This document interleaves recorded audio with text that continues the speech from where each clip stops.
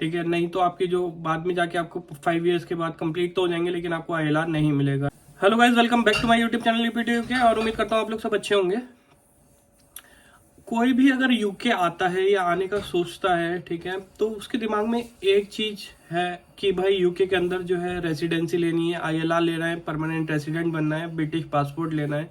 सबका ड्रीम रहता है। जब मैं इंडिया में था तो मेरा भी यही ड्रीम था, यहाँ पर हूँ अभी हमारा भी यही ड्रीम है कि कैसे तैसे 5 ईयर्स पूरे कंप्लीट करके हमको ब्रिटिश पासपोर्ट चाहिए, और उसके बाद हमें कोई भी वीज़ा की ज़रूरत नहीं पड़ेगी। आराम से हम कहीं पे भी जॉब कर सकते हैं, कोई टेंशन नहीं है, ठीक है। लेकिन जो न्यू रूल्स और न्यू पॉलिसीज़ आई हैं, जो अभी रिसेंट अपडेट आया है, उसमें क्या क्या चेंजेस आए हैं, क्या वो ILR में इफेक्ट करेगा, उस बारे में हम सारी बात करेंगे, ठीक है। तो वीडियो को एंड तक ज़रूर देखिएगा। वीडियो को स्टार्ट करते हैं।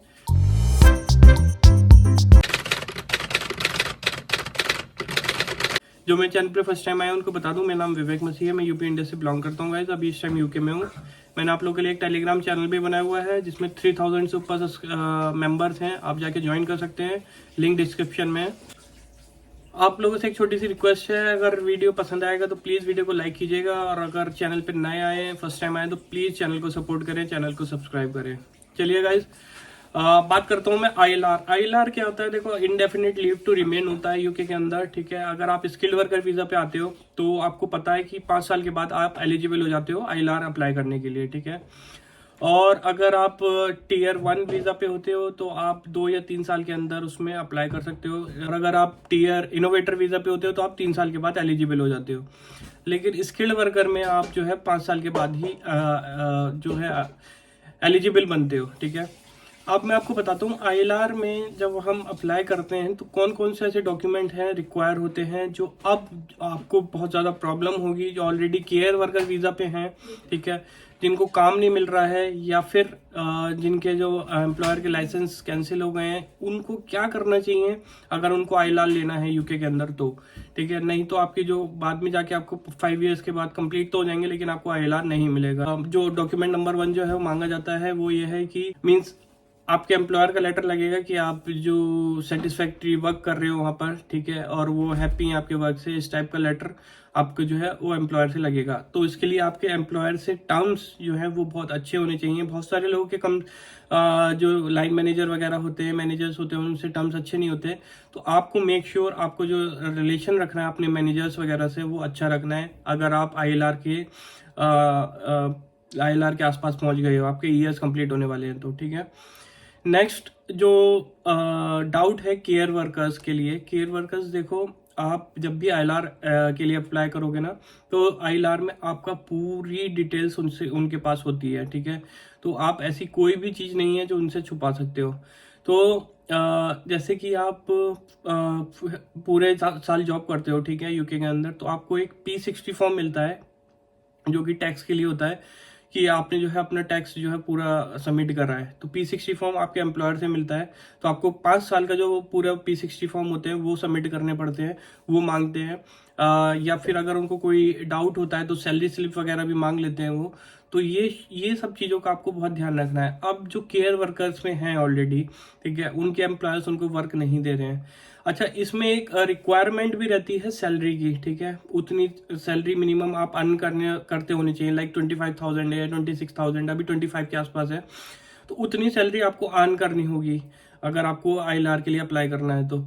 अब सपोज करो कि आप 1 साल के अंदर आपका ILR होने वाला है, ठीक है, आप अप्लाई करने वाले हो। अब उससे पहले आप या तो पेड लीव ले लेते हो, या फिर आप सिक लीव ले लेते हो, या इस टाइप की कोई भी लीव ले लेते हो, और आप का जो थ्रेशोल्ड सैलरी है वो मीट नहीं होता है। सपोज को 25,000 है, वो आप उसको मीट नहीं कर पाते हो, आप उसको फुलफिल नहीं कर पाते हो, तो आपकी जो ILR की एप्लीकेशन है या तो वो रिजेक्ट हो जाएगी या फिर वो पेंडिंग में रहेगी, ठीक है। तो मेक श्योर अगर आप ILR के लिए जा रहे हो तो इन सब चीज़ों का ध्यान रखें। नेक्स्ट, आपको क्या ध्यान रखना है, जो ऑलरेडी केयर वर्कर्स में हैं, जिनको भाई एम्प्लॉयर काम नहीं दे रहा है, तो जल्द से जल्द आप अपने एम्प्लॉयर चेंज कर दो। क्योंकि जब आप ILR के लिए फाइल करोगे ना, अप्लाई करोगे, वो सब कुछ देखेंगे कि आपने आपके जो P60 फॉर्म है आपने कितना टैक्स पे किया है, आपने कोई टैक्स की चोरी तो नहीं करी है, कोई आपके ऊपर टैक्स ड्यू तो नहीं है, इस तरीके की चीज़ें। और ये सारी चीज़ें जो है ILR जब फाइल करते हैं ना, तो सब देखा जाता है, ठीक है। तो अगर आपके एम्प्लॉयर, और एक चीज आपको और बता दूं मैं, कि अगर आप अपना एम्प्लॉयर स्विच करते हो, ठीक है, आप अपनी जॉब स्विच करते हो, तो जो क्लॉक होती है ना 5 साल वाली, वो रिसेट हो जाती है। रिसेट मतलब वो दोबारा से काउंट होगा। आपने चाहे 2 साल रह दियो, 2 साल के बाद एम्प्लॉयर चेंज करोगे ना, उसके बाद फिर से आपको 5 साल कंप्लीट करने पड़ेंगे, ठीक है। अगर आप सेम जॉब कोड में हो, सेम जॉब में हो, प्रोफेशन में हो, तो ठीक है। लेकिन अगर आप फील्ड चेंज कर रहे हो, अपना सेक्टर चेंज कर रहे हो, तो फिर जो क्लॉक है वो रिसेट हो जाती है। इस चीज का भी ध्यान रखना है आपको, ठीक है।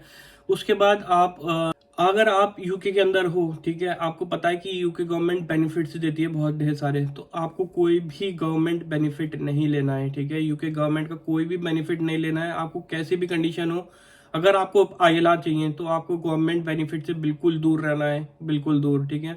क्योंकि जब अगर आपको बेनिफिट मिल जाएगा, ठीक है, सपोज करो उन्होंने बेनिफिट दे दिया, मान लो चाइल्ड केयर दे दिया, या कोई भी एक्स्ट्रा कोई बेनिफिट अगर आपको दे दिया उन्होंने, लेकिन जब आप ILR के लिए अप्लाई करोगे ना, उस टाइम वो आपको प्रॉब्लम होगा। उस टाइम पे आपसे बोलेंगे कि आप यूके गवर्नमेंट पे डिपेंड थे, आपने उनकी हेल्प ली, आप सरवाइव नहीं कर पा रहे थे, आप कैसे रहोगे यूके के अंदर। तो इस तरीके के जो चीजें हैं ना, इनसे आपको दूर रहना है अगर आपको ILR के लिए अप्लाई करना है। तो मेक श्योर आपके ऊपर कोई भी क्रिमिनल एक्टिविटी, कोई भी क्रिमिनल केस नहीं होना चाहिए, कोई भी ऐसा चीज नहीं हो, फ्रॉड का या इस टाइप के कोई भी केस नहीं होना चाहिए जिसमें आपको कोई क्रिमिनल कन्वेक्शन जो होता है, यहाँ पर वो DBS वगैरह चेक करते हैं।